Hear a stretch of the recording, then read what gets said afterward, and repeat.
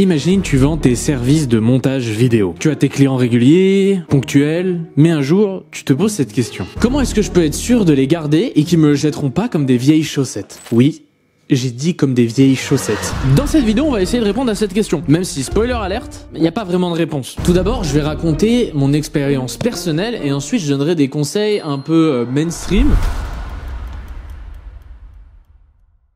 Donc ici, je vais vous raconter les fois où j'ai perdu des clients et les raisons qui vont avec. Alors une fois, je montais des best-of Among Us sur une chaîne secondaire d'un YouTuber. Et en fait, je devais partir en vacances. Et je lui ai dit une semaine avant les vacances que j'avais d'autres clients, que j'étais un peu chargé et que en plus de ça, pendant les vacances, je vais pas pouvoir faire de montage, donc faire une petite pause de max 1 mois quoi. Et lui, il a pas compris la pause. Il a compris juste que je pouvais pas. Je m'étais mal exprimé. Et du coup, il a posté une annonce sur Twitter en disant qu'il recherchait de nouveaux monteurs vidéo. Moi, je pensais que c'était juste le temps de mes vacances et à mon retour, je me rends compte que non, il m'a juste remplacé. Du coup, première chose, s'assurer d'avoir bien véhiculé le message qu'on voulait donner. Parce que moi, je l'ai mal fait et j'ai perdu un bon client. Ensuite, on va passer à des montages TikTok que je faisais pour une certaine personne. Je ne cite pas les noms, évidemment, vous avez compris que c'est pour pas viser et pour pas accuser ces personnes-là. Là, on parle juste de pourquoi je les ai perdus et des leçons à en tirer, quoi. Hop, et d'ailleurs, je vais ouvrir mon petit Candy Up.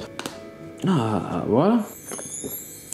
Reprenons. Du coup, avec ce fameux client, je lui faisais des montages TikTok et il était hyper fan de mon type de montage. Il y a eu 2-3 soucis de paiement. Comme il était dans un autre pays en dehors de l'Europe, c'était galère de se faire payer. Plus le fait que je suis reparti en vacances et que du coup j'ai mis une petite pause et j'étais plus vraiment disponible et je lui ai dit bon bah à mon retour de vacances on voit ensemble comment on reprend les TikTok, etc., etc. Si on reprend aussi des vidéos YouTube, etc. Et il m'avait dit ouais y a pas de souci, y a pas de souci. Et depuis plus de nouvelles. On reste toujours en bon terme, mais petit à petit, en tout cas en privé, j'ai eu de moins en moins de nouvelles.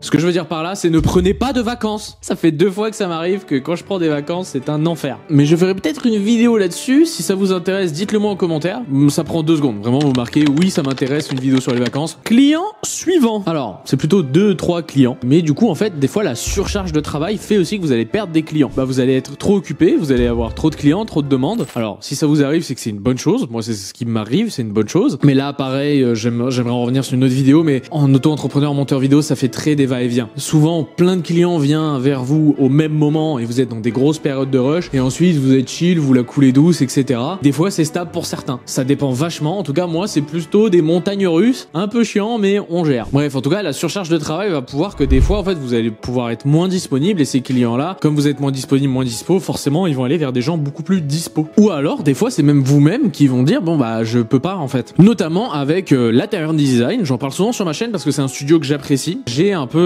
travaillé pour eux et j'ai arrêté parce que en fait j'avais trop de demandes de mon côté et je pouvais pas gérer aussi les commandes du studio, donc du coup j'ai décidé d'arrêter avec eux. Je suis toujours en bon terme, je m'entends super bien avec leur équipe, ils sont géniaux, voilà, mais je n'ai plus de relation professionnelle avec eux entre guillemets. Problème suivant perso, le prix. Des fois vous allez vouloir rehausser vos prix et c'est normal et du coup vous allez perdre des clients et ça c'est instable aussi parce que bah du coup une augmentation de prix c'est obligé d'arriver dans une carrière d'auto-entrepreneur, ça va vous arriver, ça vous est peut-être déjà arrivé. Bah l'augmentation de prix va faire perdre des clients. Après des fois c'est un mal pour un bien parce que vous allez trouver de nouvelles personnes prêtes à vous payer ce prix là et au pire des cas si vous trouvez personne vous redescendez un peu vos prix, vous refaites du démarchage. Donc pour résumer, dans mon cas les fois où j'ai perdu des clients c'était parce qu'il y a eu un quiproquo et que je me suis mal expliqué, que petit à petit il y a eu de moins en moins de nouvelles et de moins en moins de contacts parce que j'étais surchargé et j'ai dû trier entre guillemets et j'arrive pas à faire le 4. Vous y arrivez vous? Moi je n'y arrive pas, mon doigt est obligé de suivre. En tout cas 4, les prix peuvent aussi faire partir des clients. Ensuite en vrai je pourrais rajouter un petit 5e. Une fois j'ai perdu un client parce que juste on s'entendait pas créativement, on n'était pas d'accord sur la façon de faire, les deadlines ou ce genre de choses. Ça arrive,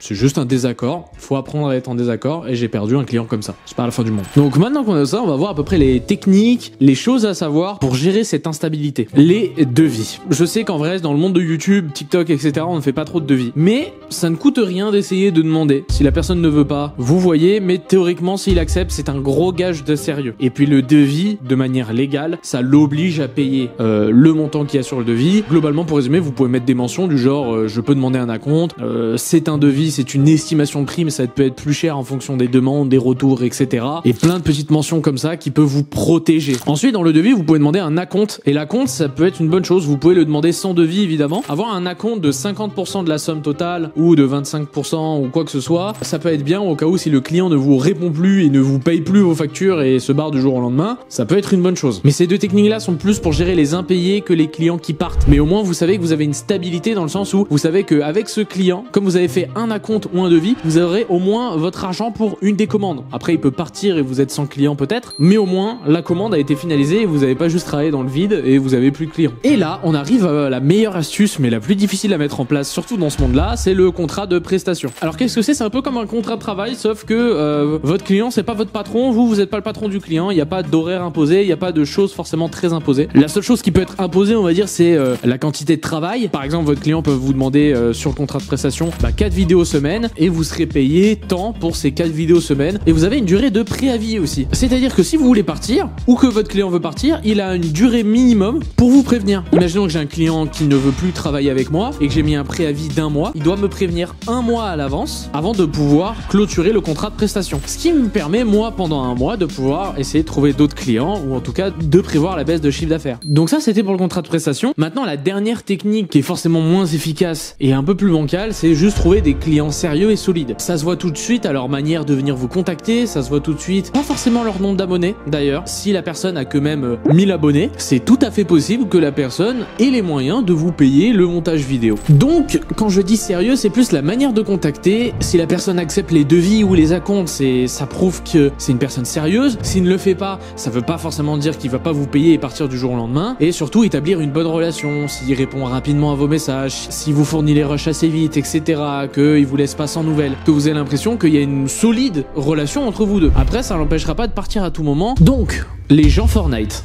Je n'ai rien contre le jeu Fortnite, j'ai adoré ce jeu pendant longtemps. Mais les gens Fortnite qui viennent et qui vous demandent « Hey, t'es monteur gratuit » ou « Hey, tu me fais cette vidéo pour 50 €. Ah, avec plaisir. Non, évitez. Oh le con!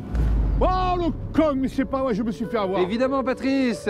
Et d'ailleurs, j'ai fait une vidéo sur le prix et sur les prix à appliquer parce que les vidéos à 50 € alors que vous avez passé toute une semaine dessus, faut arrêter. Ouais, j'ai fait 2 fois le montage, 2 fois la vanne. En réalité, en montage, j'ai copié-collé les effets. Regardez, même une 3e fois si vous voulez. Bon, maintenant on a vu certaines techniques, il doit en exister d'autres. Si vous en avez d'autres à partager, n'hésitez pas, moi j'ai pensé à elles surtout. On a vu aussi mon expérience personnelle, donc normalement c'est un plutôt bon bagage pour gérer les instabilités et les impayés un tout petit peu. Maintenant d'un point de vue un peu plus global, les clients ça va et ça vient. Ça va, ça vient.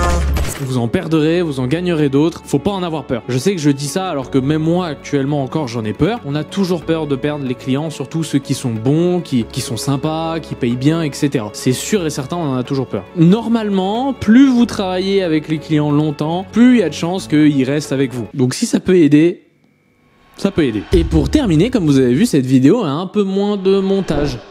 Mais moi je veux faire l'amour. Quoi, c'est pas cool? Pourquoi faire? Ah, encore.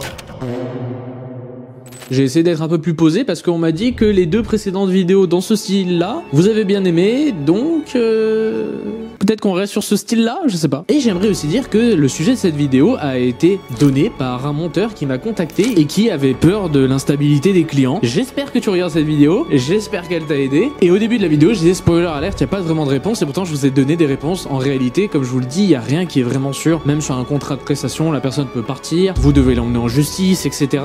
Et personne n'a envie d'aller en justice. Mais il n'y a pas de moyen miracle pour dire que mon client va pas partir du jour au lendemain. C'est une peur, il faut apprendre à l'accepter et à vivre avec. Et je suis sûr que vous aussi, vous allez vous en sortir. C'était Armand pour le 8e travaux. On s'approche un peu de la fin, ça me fait un peu de la peine. Mais il y a encore quelques masterclass à venir. Donc ça fait plaisir. Passez une bonne journée. Et une dernière fois. Ah bah il n'y en a plus.